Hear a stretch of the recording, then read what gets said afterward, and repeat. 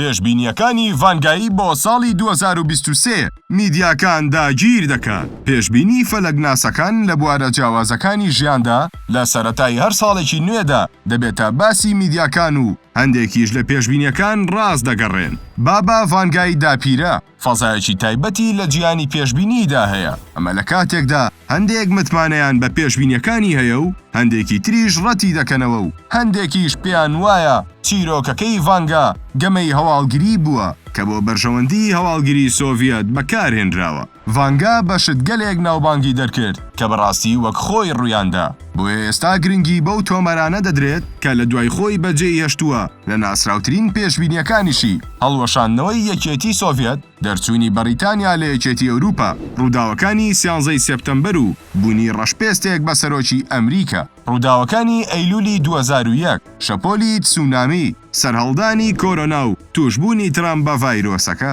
ڤانگا سەرەتای کارەکەی وەک فەلەکناس لە ناو دانیشتوانی شارۆچکەکەی ناوبانگێکی بەرفراوانی بەدەستهێنا و سەدان کە سەردانیان دەکرد بۆ ئەوەی ڕاوێژی پێ بکەن تا ئەو کاتەی پێشبینیەکانی لە ئاستی ناوخۆییەوە بۆ ئاستی جیهانی بڵاو بەوە و تا ئەو کاتەی سکرتێری پێشووی پارتی کۆمۆنیستی سۆڤیەت لیۆنید برێژێنف لە ساڵانی 60ەکاندا سەردانی کرد و ڕاوێژی لەگەڵ کرد سەبارەت بە پێشهاتە سیاسی جیهانیەکان. ئێستا و لە سەرەتای ساڵی نوێدا دووبارە تۆمارەکانی ڤانگا میدیا جیهانیەکان داگیر دەکات و بۆ ساڵی 2023 ڤانگا پێشبینی دەکات خولگەی زەوی بگۆڕێت، تەقینەوەی ئەتۆمی ڕووبدات و مرۆڤ لە تاقیگە زانستیەکان لەدایک بێت.